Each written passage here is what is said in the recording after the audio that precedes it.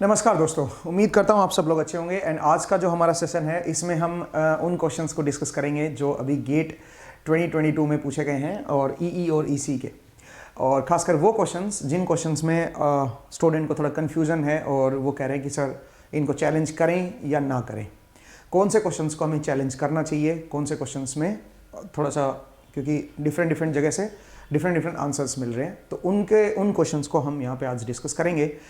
तो आपका जो हमारा चैनल है बायजूस एग्ज़ाम प्रेप, इस प्लेटफॉर्म पे आप सब लोगों का स्वागत है। चलिए स्टार्ट करते हैं डिस्कशन। तो हमारा जो आज का टाइटल है वो है GATE 2022 questions to be challenged EEC. तो इलेक्ट्रिकल इंजीनियरिंग की अगर मैं बात करूं दोस्तों, तो इलेक्ट्रिकल इंजीनियरिंग में क्वेश्चंस ऐसा कुछ था नहीं कि भाई जिसको हम चैलेंज करें। सारे क्वेश्चंस बिल्कुल करेक्ट थे, पेपर भी काफ़ी आसान था। अगर आप देखें तो 2-3 क्वेश्चन काफ़ी अच्छे थे, जिनमें लॉस वाला जो था, एक एनर्जी वाला जो क्वेश्चन था वो काफ़ी, जो मैं ऑलरेडी डिस्कस कर चुका हूँ। ईसी की बात करते हैं। तो ईसी में 2-3 क्वेश्चन ऐसे हैं जो मतलब अच्छे क्वेश्चंस हैं, मतलब जिनमें कन्फ्यूजन है बच्चों को, जिनमें से एक क्वेश्चन को आप चैलेंज कर सकते हो। मेरे पास कुछ रेफरेंसेस हैं, मैं उन रेफरेंस से बात करूँगा। कुछ क्वेश्चंस ऐसे हैं जिनको चैलेंज करना, मतलब मैं आपको सॉल्यूशन दे देता हूँ, बाकी आपकी चॉइस है। आप एक बार देख लीजिएगा कि किस तरह का उसका सॉल्यूशन है और कैसे हम उनको सोल्व कर रहे हैं। तो सो दैट आपको एक पूरा आइडिया मिल जाए कि भाई बेसिकली क्या क्वेश्चन है और उसको किस तरह का सॉल्यूशन हमें करना चाहिए। और जो रेफरेंसेस स्टूडेंट लोग मुझे प्रोवाइड कर रहे हैं, कुछ नेप्टेल के लेक्चर्स हैं, उनको असल में स्टूडेंट ने थोड़ा गलत तरीके से समझा है, तो उनको भी हम लोग देखते हैं कि किस तरह का उसमें वो प्रोफेसर जो है नेप्टेल के, वो क्या कहना चाहते हैं, उनको भी हम जरा देखते हैं। तो चलिए ये मेरा थोड़ा इंट्रोडक्शन है, मे भी आप सब लोग जानते होंगे। एंड वीडियो स्टार्ट करने से पहले आप बेल आइकन प्रेस कर दीजिएगा, चैनल को सब्सक्राइब कर लीजिएगा और लाइक डिसलाइक आप कर सकते हो अगर आपको सेशन अच्छा लगे तो।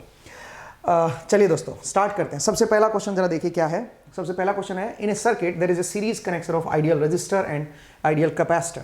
The conduction current through the resistor is 2 sin t plus pi by 2. The displacement current through the capacitor is. आपसे पूछा है डिस्प्लेसमेंट करंट क्या होगा, कंडक्शन करंट दे रखा है। अब जरा देखिए, इसमें मैं आपको बताता हूं कि आप मिस्टेक कहां कर रहे हो, क्या मिस्टेक हो रही है एंड करेक्ट क्या होना चाहिए इसका। और जो नेप्टल पे आप जो देख रहे हो, जो रेफरेंसेस दे रहे हो, वो हम कैसे देखें, उस चीज़ को हम, वो किस तरह से प्रोफेसर ने बताया है, उस चीज़ को मैं बताना चाहता हूँ। ठीक है, तो जरा देखिए दोस्तों, आपके पास सीरीज में, मैं भी नेक्स्ट स्लाइड पे आ जाता हूं, एक रजिस्टर है और एक कैपेसिटर है। इसमें करंट दे रखा है और करंट की जो वैल्यू है that is 2 sin t plus pi by 2। जब कुछ स्टूडेंट कहते हैं कि sir circuit point of view से अलग आएगा, सर्किट थ्योरी से अलग आंसर आ रहा है, ईएमएफटी से अलग आंसर आ रहा है, ऐसा कुछ होता नहीं है दोस्तों। 2 डिफरेंट सब्जेक्ट नहीं होते हैं, सब्जेक्ट एक ही है। ठीक है, और अलग अलग चीजें, इस तरह से ऐसा हो ही नहीं सकता कि 2 अलग अलग चीजों से अलग अलग आंसर आए। ठीक है, तो जरा देखिए ये करंट आ रहा है दोस्तों। अब ये मेरा रजिस्टर है, ये मेरा कैपेसिटर है। मैं एक काम करता हूं, इस करंट को क्यों ना मैं ऐसे मान लूं कि ये कोई करंट सोर्स से आ रहा है। मैं मान लेता हूं कि ये करंट सोर्स से आ रहा है, आईटी मेरा कोई करंट सोर्स है, करंट सोर्स से करंट आ रहा है। अब अगर मैंने करंट सोर्स के सीरीज में रजिस्टर लगा दिया, देन रजिस्टर का कोई मतलब नहीं है। मतलब आप सिंपल इसको ऐसे भी रिप्लेस कर सकते हो, सी और आप करंट सोर्स ऐसे दिखा सकते हो। मतलब इस रजिस्टर का आप मेरे पास कोई लेना देना। देखो मैं 3 तरह के लॉजिक दूंगा, ये मेरा लॉजिक 1 है। ठीक है, लॉजिक नंबर 1, इसको जरा देखते हैं। तो यहां पे आप सिंपली ये कह सकते हो कि रजिस्टर का कोई सिग्निफिकेंस नहीं है, क्योंकि करंट आपका कांस्टेंट ही रहेगा, कैपेसिटर में वही करंट जाएगा। तो मैं सिंपल इसको इस तरह से रिप्लेस कर सकता हूं। और यहां पे ये है 2 sin t plus pi by 2। अब आपने मेरे ख्याल से 12th क्लास में भी ये पढ़ा होगा, अगर नहीं पढ़ा है तो कोई बात नहीं, मैं आपको बता देता हूं कि जब भी कोई कैपेसिटर में बाहर से जो करंट आएगा ये बनता है कंडक्शन करंट, क्योंकि वायर में है, कंडक्टर में है, ये कंडक्शन करंट बनेगा। लेकिन जैसे ही यहां पे चार्ज अक्यूमुलेट होना शुरू करता है प्लेट्स के ऊपर, तो चार्ज वेरी कर रहा है टाइम के साथ। कैपेसिटर की अगर मैं प्लेट्स ले लूं तो उस पर जब करंट आता है तो इसका मतलब यहां पे चार्ज जो है वो वेरी करना स्टार्ट कर जाता है, यहां पे चार्ज जो है वो वेरी करना स्टार्ट कर जाता है। अब अगर चार्ज वेरी करना स्टार्ट कर जाता है तो इसका मतलब यहां पे dq/dt आ जाता है, प्लेट्स के ऊपर भी dq/dt है। तो इसका मतलब यहां पे आपका एक करंट डेवलप होना स्टार्ट हो जाता है। उस करंट को हम क्या बोलते हैं, डिस्प्लेसमेंट करंट। और आप जानते हो कि सिंपल एक कैपेसिटर की प्रॉब्लम ले लूं तो उसमें जो कंडक्शन करंट होता है वही डिस्प्लेसमेंट करंट भी होता है।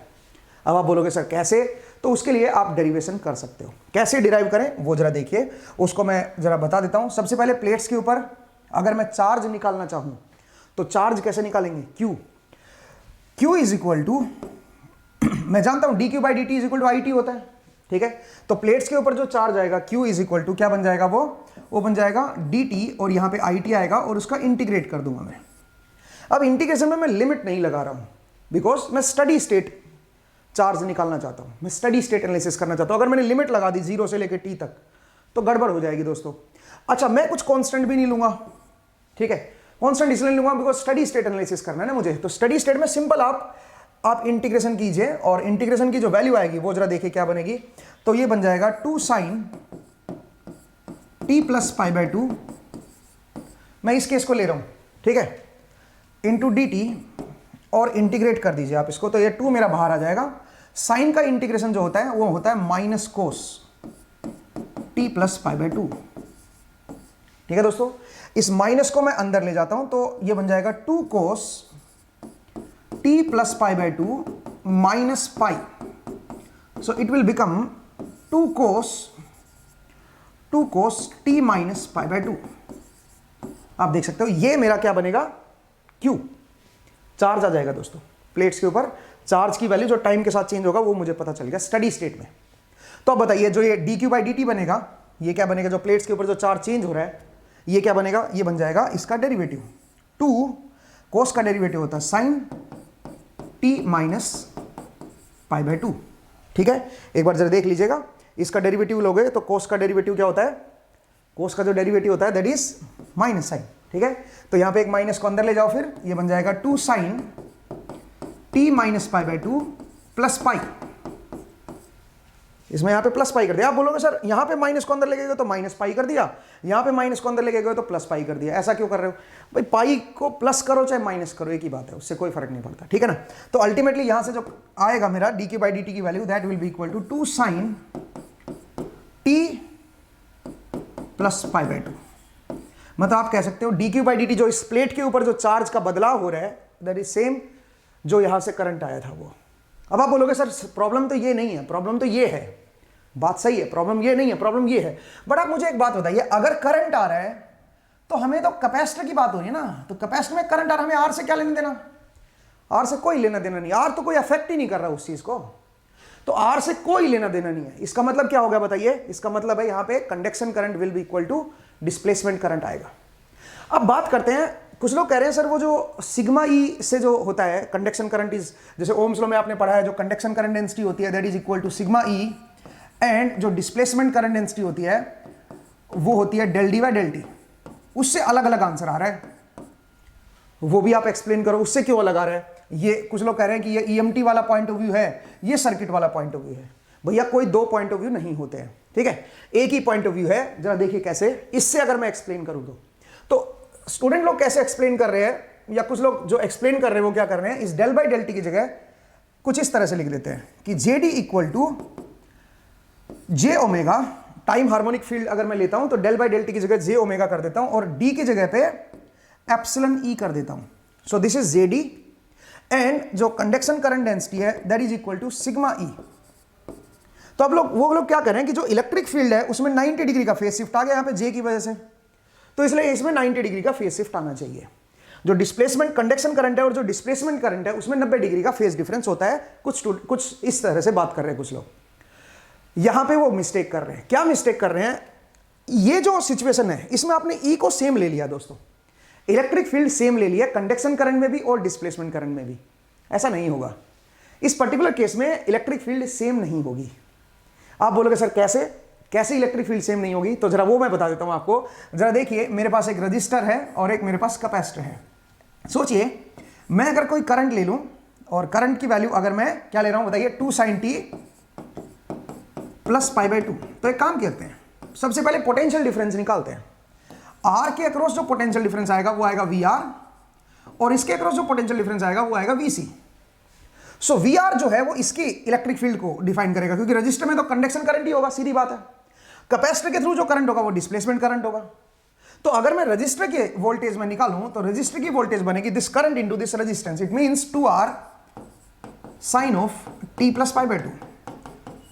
और जो कैपेसिटर के अक्रॉस वोल्टेज बनेगी, कैपेसिटर का जो रिएक्टेंस होता है सर्किट थ्योरी के हिसाब से, अगर मैं रिएक्टेंस देखूं तो 1/j ओमेगा सी होता है। मतलब जो वोल्टेज आएगी ये करंट से 90 डिग्री लैग करेगी। इसका मतलब आप ये कह सकते हो ये बनेगी 2/ओमेगा सी साइन ऑफ टी।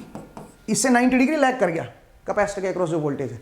इसका मतलब अगर वोल्टेज मेरी लैग कर रही है कैपेसिटर के अक्रॉस, अगर ये वोल्टेज आ रही है तो जो इलेक्ट्रिक फील्ड आएगी वो क्या बनेगी, वो V/D।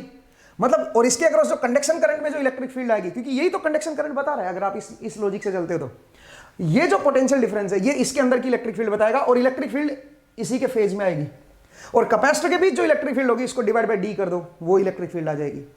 इसका मतलब क्या हुआ बताइए, आप जो इलेक्ट्रिक फील्ड ले रहे हो डिस्प्लेसमेंट करंट की और कंडक्शन करंट की, that should not be same. ऐसा कब होता है? आप बोलोगे नहीं सर, किसी प्रोफेसर ने बोला है, आईआईटी के प्रोफेसर ने बोला है कि भाई उसमें कंडक्शन करंट भी ले रखा है, डिस्प्लेसमेंट करंट भी ले रखा है और सेम इलेक्ट्रिक फील्ड ले रखी है। ऐसा तब होता है जब मैं प्रैक्टिकल कैपेसिटर लेता हूं। अगर मैं प्रैक्टिकल कैपेसिटर लूंगा, यहां पे देखो क्या लिखा हुआ है, इसने बड़ा समझदारी से आइडियल लिखा है। अगर मैं प्रैक्टिकल कैपेसिटर लूंगा तो प्रैक्टिकल कैपेसिटर में इस तरह का रिप्रेजेंटेशन होता है, और अगर इस तरह का रिप्रेजेंटेशन है तो जो भी आप यहां पे वोल्टेज लगाओगे वो दोनों के अक्रॉस सेम आएगी, आर के अक्रॉस भी और सी के अक्रॉस भी। अब क्योंकि वोल्टेज दोनों के अक्रॉस सेम है तो इलेक्ट्रिक फील्ड भी क्या होगी, दोनों के अक्रॉस सेम होगी। तो इसका मतलब ये जो इक्विवेलेंट जो कैपेसिटर का मॉडल है, इसमें जो करंट जाएगा, यहां पे कंडक्शन करंट होगा और यहां पे डिस्प्लेसमेंट करंट होगा। उस केस में क्या कह सकते हो, मतलब ये वाला जो करंट होगा सीट प्लेट्स के ऊपर वो डिस्प्लेसमेंट करंट बनेगा। तो उस केस में आप क्या बोल सकते हो कि कैपेसिटर में दो करंट आ रहे हैं, ठीक है, एक कंडक्शन करंट है और एक आपका डिस्प्लेसमेंट करंट है, और ई की वैल्यू दोनों केस में सेम ले सकते हो। यहां पे आप ये बोल सकते हो, और सर्किट थ्योरी भी यही कहती है। सर्किट थ्योरी क्या कहती है कि रजिस्टर में जो करंट आएगा वो वोल्टेज के फेज में होगा, और कैपेसिटर में जो करंट आएगा वो 90 डिग्री पे होगा, लीड करेगा वोल्टेज से। तो ऐसा ही तो यहां पे भी आ रहा है, यहां पे जो करंट आएगा वो 90 डिग्री लीड करेगा, क्योंकि यहां पे इलेक्ट्रिक फील्ड सेम है। अगर दोनों के अक्रॉस इलेक्ट्रिक फील्ड सेम है तो इसका मतलब जो फेज डिफरेंस आएगा वो आपका 90 डिग्री का बनेगा। तो आप पॉइंट को समझिए कि जो प्रोफेसर नेप्टल ने जो बता रहे हैं वो एक सिंपल प्रैक्टिकल कैपेसिटर ले रहे हैं। इन्होंने क्या किया, चालाकी से आपको एक आइडियल वर्ड लगा दिया, ठीक है, और आप यहां पे कंफ्यूज हो रहे हो कि भाई आपका जो इलेक्ट्रिक फील्ड है वो सेम आप नहीं ले सकते हो, ठीक है। दूसरी बात, सच बताऊं तो सिर्फ करंट दिया है इसमें, तो इसका मतलब आपको आर लेना ही क्यों है, वही तो करंट आएगा, सेम करंट आप रख सकते हो। सिंपल कहानी, ठीक है। और भी कई सारे तरीके हैं। ये मेरा लॉजिक, मैंने दो लॉजिक दे दिए। लॉजिक 1 ये था मेरा, ठीक है। लॉजिक 2 जो था वो मेरा ये था, जो दूसरा लॉजिक मैंने बताया, ठीक है। तीसरा लॉजिक आपका केसीएल, जितना करंट यहां आएगा उतना यहां जाएगा, सिंपल सी बात है। तीसरा लॉजिक ले लो। चलिए एक और लॉजिक दे देता हूं मैं आपको, और एक और लॉजिक क्या है सुनिए। इसके ऊपर मेरे पास करंट आ रहा है, ठीक है, ये करंट आ रहे हैं बाहर से प्लेट्स के ऊपर। तो मैंने क्या किया, मैंने यहां पे चार्ज निकाल लिया, ठीक है। तो चार्ज मेरे पास क्या आ गया, चार्ज मेरे पास ये आ गया, ठीक है। अब एक काम करता हूं, इसको एरिया से मल्टीप्लाई, माफ कीजिएगा, एरिया से डिवाइड कर देता हूं। तो चार्ज डेंसिटी आ गई सिग्मा। प्लेट्स के ऊपर जो चार्ज डेंसिटी आएगी वो आएगी 2 cos of t minus pi by 2। ये मेरे पास चार्ज डेंसिटी आ गई। अब जो इलेक्ट्रिक फील्ड आएगी इनके अंदर, electric field will be equal to sigma by A. अच्छा, इसको चार्ज डिवाइड बाई एरिया भी तो करना ना, ठीक है। ये मेरा एरिया ऑफ द प्लेट्स मैंने कर दिया। देखो ये चार्ज आया था, क्यू की वैल्यू ये थी ना मेरी, टाइम के साथ बदल रहा था। जो मेरा चार्ज आ रहा है पीछे से वो ये है, जो प्लेट्स के ऊपर एक्यूमुलेट हो रहा है टाइम के साथ, ठीक है ना। तो मैंने क्या किया, चार्ज डेंसिटी निकाल ली एरिया से डिवाइड करके। अब आप बताइए जो इलेक्ट्रिक फील्ड आएगी वो आएगी सिग्मा बाई एप्सिलन। तो मैंने सिग्मा बाई एप्सिलन कर दिया, तो क्या बन गया, 2 divide by A epsilon cos of t minus pi by 2। ये मेरे पास क्या बन गई, इलेक्ट्रिक फील्ड बन गई बिटवीन द प्लेट्स। अब अगर इलेक्ट्रिक फील्ड मेरे बिटवीन द प्लेट्स ये है, तो जो डिस्प्लेसमेंट करंट होगा that will be del D by del T. अब अगर मैं del D by del T करूंगा तो बनेगा जे ओमेगा, और आप क्या लिखोगे, ओमेगा की वैल्यू 1 है, ध्यान रखना भाई, जे ओमेगा एप्सिलन ई। ये मेरा क्या बनेगा, डिस्प्लेसमेंट करंट डेंसिटी। और डिस्प्लेसमेंट करंट जो बनेगा दोस्तों, उसको एरिया से मल्टीप्लाई कर दो, ओमेगा की जगह 1 कर दो, एप्सिलन ई की जगह पे क्या रख दो, ई की जगह पे ये रख दो 2 बाई ए एप्सिलन, और cos of T minus pi by 2। सही बात है भाई, ठीक है। और इनटू में क्या कर दो, इनटू में एरिया कर दो, सही है भाई। तो अब जब देखिए ए एप्सिलॉन मेरा कट गया, ए एप्सिलॉन मेरा कट गया ये डिनोमिनेटर से, ठीक है। तो अब बताइए जो मेरा डिस्प्लेसमेंट करंट आया that will be equal to ID will be equal to, इस जे का मतलब 90 होता है, इसको 90 को अंदर ले जाऊंगा तो क्या बन जाएगा, ये जुड़ जाएगा। तो सिंपल क्या बनेगा, 2 cos t, 2 cos t, और 2 cos t को अगर sin t में कन्वर्ट करूंगा तो वापस क्या बनेगा, यही बन जाएगा 2 sin t प्लस 5/2। इसका मतलब सेम ही करंट आ गया है। तो पॉइंट को समझिए, ये तो बड़ा आसान था भाई, ठीक है। मतलब आप अगर इलेक्ट्रिक फील्ड से भी निकाल रहे हो और इस एक्सप्रेशन से भी निकाल रहे हो आप, तभी सेम ही आंसर आ रहा है। और दूसरी बात, हम क्यों देख रहे हैं आर को, ठीक है, पॉइंट को समझिए। तो मैंने 3 लॉजिक बताए, तीनों लॉजिक से सेम ही आंसर आ रहा है, कोई डिफरेंस नहीं है। सो आंसर शुड बी कैलकाटा, सी आंसर आएगा भाई, ठीक है। तो सिंपल कहानी है, इजीली आप इसको सोल्व कर सकते हो। नेक्स्ट अगले क्वेश्चन की तरफ बढ़ते हैं। अब इस पे भाई देखो, आपको अगर चैलेंज करना है तो आप चैलेंज कर लीजिए, अगर नहीं करना आपकी मर्जी है, ठीक है, बट मैंने आपको सॉल्यूशन दे दिया है। अब आगे बढ़ते हैं नेक्स्ट क्वेश्चन की तरफ। अगला क्वेश्चन जो है ये चैलेंज करने लायक क्वेश्चन है। अब यहां पे जो लॉजिक है उसके लिए मैंने कुछ रेफरेंसेस रखे हैं, ठीक है, मैं आपको रेफरेंसेस देता हूं। पहले क्वेश्चन पढ़ते हैं। A wave guide consist of 2 infinite parallel plates, perfect conductor है। अरे सेपरेशन ऑफ, मतलब ये कह रहा है कि 2 इनफाइनाइट शीट्स है मेरी, ठीक है, और वो पैरेलल में रखी गई है, ठीक है, और उनके बीच की डिस्टेंस दे रखी है। उनके बीच की डिस्टेंस d जो है वो गिवन है। With air as the dielectric, assume that the speed of the light in the air to be this, okay, the frequency और फ्रीक्वेंसीज ऑफ टीएम वेव। अब जरा ध्यान से देखना, टीएम, और कुछ लोग इस वेव को बड़ा सीरियस ले रहे हैं, तो कोई बात नहीं भाई, TM waves which can propagate in this waveguide are. ये कह रहा है कौन सी फ्रीक्वेंसी की टीएम वेव इसके अंदर प्रोपगेट करेंगे। अब आपको मोड नहीं लिखा। पैरेलल प्लेन वेवगाइड में TM0 भी एग्जिस्ट करता है, TM1 भी एग्जिस्ट करता है। अब कुछ लोग क्या करें, ये TM0 जो है इसको आप जनरली हम इसको TM लिखते हैं, ट्रांसवर्स इलेक्ट्रोमैग्नेटिक, ठीक है, ये इसी का इक्विवेलेंट है, बोथ आर सेम, ठीक है, कोई डिफरेंस नहीं है। अब आप बोलोगे सर ये डिफरेंस क्यों नहीं है, ये तो एक स्पेशल केस हो गया, इसी को हम ये बोलते हैं दोस्तों, ठीक है। और जरा देखिए, मैंने कुछ रेफरेंसेस रखे हैं, बुक का नाम भी बता देता हूं मैं आपको और उसका पेज नंबर भी बता देता हूं, आप इवन ये रेफरेंस अटैच कर सकते हो, ठीक है। बुक है मेरा electromagnetic wave and radiation system by Edward C Jordan, Keith G Balmain. बहुत बढ़िया बुक है, बहुत बढ़िया मतलब इसमें कंसेप्ट है। और जो नेप्टल के जो आप लेक्चर आप रेफरेंसेस दे रहे हो या किसी टीचर के, उनको कोई वैलिड नहीं मानेगा दोस्तों, क्योंकि वो किसी टीचर ने पढ़ाया है। ऐसे तो मैं भी पढ़ा दूंगा, ऐसे कोई किसी की लेक्चर के भी आप रेफरेंस दे सकते, ऐसे मत दीजिए, उनको कोई स्टैंडर्ड नहीं माना जाता। कोई किसी को बोल रहा है भाई उस टीचर को कोई XYZ उसको कोई पुरस्कार मिल गया तो उसको अटैच कर दिया, ऐसा मत कीजिए, ठीक है। उनको कोई सुनने वाला नहीं है, सीधी बात बताऊं तो वो वैलिड रीजन नहीं है, गलतियां होती हैं। अगर आपको रेफरेंस ही देने, कोई पेपर दीजिए, कोई रिसर्च पेपर दीजिए, ठीक है, कोई आप बुक का रेफरेंसेस दीजिए। तो मैंने 2 बुक रखी हैं। एक बुक है एडवर्ड सी जॉर्डन, ठीक है, जो कि बहुत सारे प्रोफेसर लोग इसको फॉलो करते हैं, one of the best book है ये। एक और बुक है मेरे पास, डेविड के चैंग। ये 2 बुक मैं आपको रेफरेंस के लिए बता रहा हूं और उनके पेजेस की मैंने स्नैपशॉट ली है सो दैट आप अटैच भी कर सको।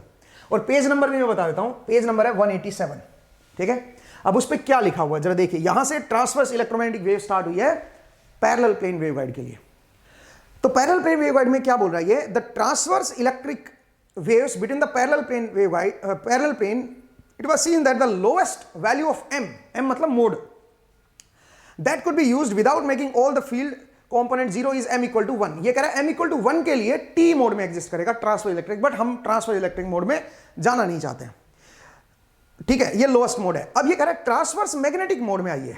For transverse magnetic wave however the value of m equal to 0 does not necessarily require that all the field to be 0, does not necessarily require, ठीक है, necessarily require। कुछ लोग है ना by 0 करके कर रहे हैं कि by 0 तो 6/0 भी इंफिनिटी होता है, 8/0 भी इंफिनिटी होता है। भैया necessarily वर्ड यूज किया गया है, does not necessarily require that all the field to be 0, putting m equal to 0 in equation, जो इक्वेशंस आई थी इनकी वेव निकालने की जो स्टैंडर्ड इक्वेशन होती है, उसमें अगर m0 पुट करते हैं तो ये मेरे पास y डायरेक्शन में hy बनता है ये, और प्रोपगेशन z में है, प्रोपगेशन मेरा z में है, y डायरेक्शन में मेरा मैग्नेटिक फील्ड आ गई है, x डायरेक्शन में इलेक्ट्रिक फील्ड आई है, z कंपोनेंट इलेक्ट्रिक फील्ड का 0 आएगा। तो ये वेव मेरी एग्जिस्ट करेगी अगर मैं m की वैल्यू को 0 कर दूं। अब जरा आगे पढ़िए, ध्यान देना, ये TM0 है, अभी तक ये m equal to 0 ले रहा है, इसको TM0 बोला है इसमें। अब आगे पढ़िए, for this special case the transverse magnetic wave of wave the component of E in the direction of propagation that is EZ is also 0। ये कह रहा है EZ 0 हो गया, so that the electromagnetic field is entirely transverse. ये कह रहा है अब ये इलेक्ट्रोमैग्नेटिक फील्ड जो है एंटायरली क्या हो गई है, ट्रांसवर्स हो गई है। Consistent with the previous notation this wave is called transverse electromagnetic wave. इसका मतलब इसी को हम क्या बोलते हैं, ट्रांसवर्स इलेक्ट्रोमैग्नेटिक वेव बोलते हैं। तो सबसे पहले तो हमने ये देखा कि TM0 ही क्या है, मेरा ट्रांसवर्स इलेक्ट्रोमैग्नेटिक वेव है। अब चलिए आगे बढ़ते हैं। इसके 2 पेज बड़े प्यारे हैं, अगला पेज देखेगा, अगले पेज में तो धमाका हो जाएगा, ठीक है। नेक्स्ट आइए, although it is special case of guided wave propagation. ये कह रहा है कि ये स्पेशल केस है गाइडेड वेव प्रोपगेशन का। It is an extremely important one because it is the familiar type of wave propagated along the ordinary 2 conductor transmission line when operating in their customary manner. Okay, it is usually called the principal wave. इसको क्या बोला जाता है, principal wave बोला जाता है। These are the several interesting, there are the several interesting properties of TM wave which follows as special case of the more general T or TM type of the waves. For TM wave between the parallel plane it is seen that the equation number ये ऐसे कुछ दे रखा है, और इन्होंने क्या किया है, उन्होंने TM मोड के लिए for n equal to 0 ये अलग अलग वैल्यू निकाल दिया। अभी गामा की क्या वैल्यू होगी, बीटा की क्या वैल्यू होगी, और V की मतलब ये नॉर्मल जो आपके मीडियम में जो वेव प्रोपगेट करती है उसी के बराबर आ गया है ये। अब चलिए अगला पेज बड़ा इंटरेस्टिंग है, तो नेक्स्ट पेज पे बढ़ते हैं। एंड नेक्स्ट पेज में देखिए क्या इन्होंने बोला है। नेक्स्ट पेज में बोला है, unlike T and TM wave the velocity of TM wave is independent of frequency. इसकी वेलोसिटी जो है इंडिपेंडेंट ऑफ फ्रीक्वेंसी आएगी, ठीक है, जो कि फ्री स्पेस में सिमिलर टू फ्री स्पेस, जैसा फ्री स्पेस में होता है बिल्कुल वैसा ही है। लेकिन इसमें इंटरेस्टिंग क्या चीज लिखी है जरा देखिएगा, मैं थोड़ा आगे बढ़ता हूं। हाँ जी, दिस इज द वैल्यू, अच्छा, the effect of finite conductivity for the conducting plane is to reduce the velocity slightly. ये प्लेट्स की कंडक्टिविटी की बात कर रहा है। This effect is to be considered in section also from equation 24। ये कुछ नहीं है इक्वेशन 24, उसको छोड़िए, चलो देखो क्या लिखा हुआ है। The cut off frequency of TM wave is 0। आगे पढ़िए, this means that the transverse electromagnetic wave all the frequency down to 0 can propagate along the guide. मजे आ गए। पहले तो हमने क्या बोला कि TM जो है वो TM जो है वो TM0 है, ये बात प्रूव होगी, इसने बोल दिया ये बात यहां पे, ठीक है। अब उसके बाद मैंने क्या बोला, उसके बाद इन्होंने बोला कि TM मोड के लिए सारी फ्रीक्वेंसी पास हो जाएंगी, ठीक है। हाँ, द रेशियो ऑफ EN, बस आगे जो है ना वो कुछ नहीं है, ठीक है। आगे बस आपको H दिखा रखा है कि H आपको Y डायरेक्शन में दे रखा है, X इधर है, Y बाहर है, तो H जो है Y है और इलेक्ट्रिक फील्ड का ये कंपोनेंट है। अब प्रॉब्लम क्या होती है ना, H हमेशा लूप बनाता है, क्लोज लूप बनाता है H। अब क्लोज लूप कैसे बनेगा, ये इनफाइनाइट प्लेन है भाई, आगे चल के क्लोज लूप बनाएगा कहीं से, मुझे नहीं पता कहां से बनाएगा, मेरा उसमें कोई इंटरेस्ट नहीं है, ठीक है। बट आप देखिए कि H जो है एग्जिस्ट करेगा इसके अंदर, और ये वेव प्रोपगेट करेगी, और इसको बोलते हैं TM0, इसको बोलते हैं TM0। कुछ चीज अलग नहीं है, पता नहीं कौन से लॉजिक स्टूडेंट लेके आते हैं, भैया स्टैंडर्ड बुक पढ़िए, ठीक है। अच्छा, फिर मैंने एक और बुक का भी रेफरेंस लिया है, ठीक है, और वो बुक कौन सी है, डेविड के चैंग। इसका मैं पेज नंबर आपको बता देता हूं कि ये पेज नंबर कौन सा है। डेविड के चैंग का जो पेज नंबर है वो है मेरे पास, जो मैंने आपको फोटो दी है। हालांकि इसने थोड़ा सा और मतलब देना चाहिए था, बट इसने इतना ही दिया है, बट आप इसको भी थोड़ा पढ़ सकते हो कि TM वेव जो है वो कहाँ एग्जिस्ट करती है। तो पैरेलल प्लेन वेवगाइड में TM मोड जरूर एग्जिस्ट करेगा। पेज नंबर 541 है इसका, ठीक है। ये जो बुक है आप इस पेज को भी अटैच कर सकते हो साथ में, ठीक है। तो पेज नंबर 541 में आप इसको भी पढ़ सकते हो। तो इसका मतलब ये जो क्वेश्चन है मेरा, इस क्वेश्चन को आप चैलेंज कर सकते हो। इसमें ऐसा कुछ नहीं है। कुछ लोग कह रहे हैं सर वेव TM तो कोई वेव ही नहीं होती, क्यों नहीं होती भाई? आप बोल रहे हो कि 0 हर्ट्ज, अरे 0 को मत लो ना, आगे वाली को ले लो, 1 हर्ट्ज को ले लो, 2 हर्ट्ज को ले लो, वो तो वेव ही बनेगी, उनकी तो फ्रीक्वेंसी है, वो तो प्रोपगेट करेंगी ना। तो इसलिए आप ये रेफरेंस यूज कर सकते हो। मैंने आपको बुक का नाम बता दिया, मैंने आपको पेज नंबर बता दिया। मैं उम्मीद करता हूं कि आपको ये पॉइंट क्लियर हो गया होगा। अब बात करते हैं एक और क्वेश्चन की। एक क्वेश्चन और है जो एनालॉग का, मतलब EDC का क्वेश्चन आप उसको बोल सकते हो या एनालॉग का बोल सकते हो, एक ही बात है। तो उस क्वेश्चन में क्या है दोस्तों, उस क्वेश्चन में एक ऑप्शन को लेके स्टूडेंट बड़े परेशान है, और वो ऑप्शन क्या है कि जो डोपिंग लेवल है वो बेस का ज्यादा होता है कि आपका कलेक्टर का ज्यादा होता है। अब उसके लिए कुछ स्टैंडर्ड बुक्स हैं, डोनाल्ड न्यूमैन, तो उसका पेज नंबर मैं आपको बता देता हूं कि डोनाल्ड न्यूमैन का कौन सा पेज नंबर है, दैट इज 368। 368 पेज नंबर पे आप उसको स्नैपशॉट आपको में भी मिल भी गए होंगे। और भी टीचर हैं जो आपको दे रहे हैं, अच्छे अच्छे टीचर हैं, तो उनको भी आप देख सकते हो, वो भी अच्छा आपको दे रहे हैं रेफरेंस। और हम भी, मैंने भी आपको पेज नंबर बता दिया है, 368 पेज नंबर है, उसको पढ़ लीजिए, आपको पता चल जाएगा कि क्या चीज़ सही है। टीचर को आप रेफरेंस नहीं ले सकते हो कि किसी टीचर ने ये बोला है या बचपन में हमने क्या पढ़ा है। बचपन में तो आपने पढ़ा ही नहीं है, सीधी बात है। तो कुल मिला के ये थोड़ा सा इस पे फोकस कीजिए दोस्तों।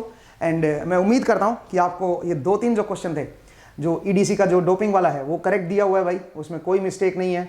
जो बेस की जो डोपिंग है वो कलेक्टर की डोपिंग से कंपैरिजन कर रखा है, तो कलेक्टर की जो डोपिंग होती है वो लो होती है, तो वो आपको उसमें आपको दे रखा है। मैं इवन पेज का जो लाइन है वो भी पढ़ देता हूँ। हाँ जी, ये जो है 368 डोनाल्ड नीमन, क्योंकि ज़्यादातर लोग इसी बुक को फॉलो करते हैं तो इसलिए मैं बोल रहा हूँ, ठीक है। हाँ, इसमें एक लाइन लिखी है 10.1 सेक्शन में, इसने लाइन लिखा है, हाँ जरा देखिए, इसने डोपिंग के बारे में लिखा हुआ है।